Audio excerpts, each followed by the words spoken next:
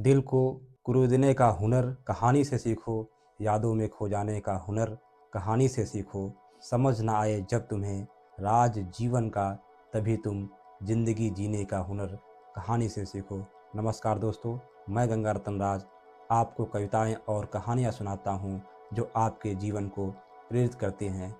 इसी कहानी की श्रृंखला में आज हिंदी साहित्य की अत्यंत प्रसिद्ध कहानी काकी, जो शिया राम शरण गुप्त जी ने लिखा है, आपके सामने प्रस्तुत कर रहा हूँ। उस दिन बड़े सवेरे जब श्यामू की नींद खुली, तब उसने देखा घर भर में कोहराम मचा हुआ है। उसकी काकी उमा एक कंबल के नीचे से ऊपर तक एक कपड़े ओढ़े हुए भूमि पर शयन कर रही है और घर के लोग उसे घेर कर बड़े करुण स्वर में विलाप कर रहे हैं। लोग जब उमा को शमशान ले जाने के लिए उठाने लगे, तब श्यामू ने बड़ा उपद्रव मचाया। लोगों के हाथों से छूटकर वह उमा पर जा गिरा और बोला, काकी सो रही है, उन्हें इस तरह उठाकर कहाँ लिए जा रहे हो? मैं न जाने दूंगा। लोग बड़ी कठिनता से उसे हटा पाए। काकी के अग्नि संस्कार में भी वह न जा सका। एक दासी राम राम करके उसे घर पर ही संभाले रही।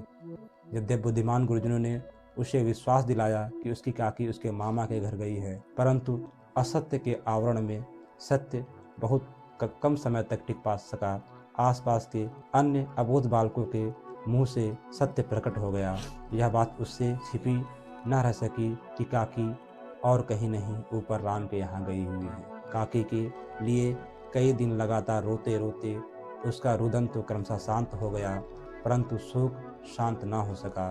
वर्षों के अनंतर एक ही 2 दिन में पृथ्वी के ऊपर का पानी अगोचर हो जाता है, परंतु भीतर ही भीतर उसकी आर्द्रता जैसे बहुत दिन तक बनी रहती है, वैसे ही उसके अंतःस्थल पर शोक जाकर बस गया था। वह प्रायः अकेला बैठा बैठा शून्य मन से आकाश की ओर ताका करता। एक दिन उसने ऊपर एक उड़ती पतंग देखी।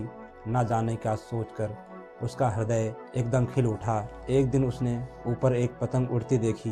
न जाने क्या सोचकर उसका हृदय एकदम खिल उठा। विश्वेश्वर के पास जाकर बोला, काका मुझे एक पतंग मंगा दो। पत्नी की मृत्यु के बाद से विश्वेश्वर अनमयस्क रहा करते थे। अच्छा मंगा दूंगा, कहकर वे उदास भाव से कहीं और चले गए। श्यामू पतंग के लिए बहुत उत्कंठित था। वह अपनी इच्छा किसी तरह रोक न सका। एक जगह खूंटी पर विश्वेश्वर का कोट टंगा हुआ था। इधर उधर देखकर उसने उसके पास स्टूल सरका कर रखा और ऊपर चढ़कर कोट की जेबें टटोली। उनमें से एक चवन्नी का आविष्कार करके तुरंत वहां से भाग गया। सुखिया दासी का लड़का भोला श्यामू का समवयस्क साथी था। श्यामू ने उसे चवन्नी देकर कहा, अपनी जीजी से कहकर चुपचाप एक पतंग और डोर मंगा दो। देखो खूब अकेले में लाना, कोई जानने न पावे। पतंग आई। एक अंधेरे घर में उसमें डोर बांधे जाने लगी। श्यामू ने धीरे से कहा, भोला किसी से ना कहो तो एक बात कहूँ। भोला ने सिर हिलाकर कहा, नहीं किसी से नहीं कहूँगा। श्यामू ने रहस्य खोला, कहा, मैं यह पतंग ऊपर राम के यहाँ भेजूँगा। इसे पकड़कर काकी नीचे उतरेगी। मैं लिखना नहीं जानता, नहीं तो पर इस पर नाम लिख देता।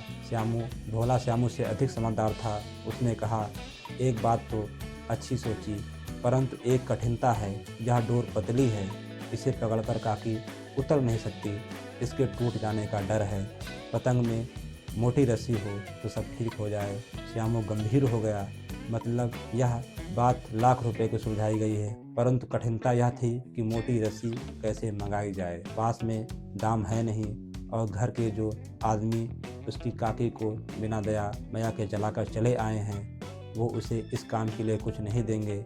एक दिन श्यामू को चिंता के मारे रात भर नींद तक नहीं आई। पहले दिन की तरकीब से दूसरे दिन का उसने विश्वेश्वर के कोट को से 1 रुपया निकाला, ले जाकर भोला को दिया और बोला, देखो भोला, किसी को मालूम ना होने पाए, अच्छी अच्छी 2 रस्सियाँ मंगा दो।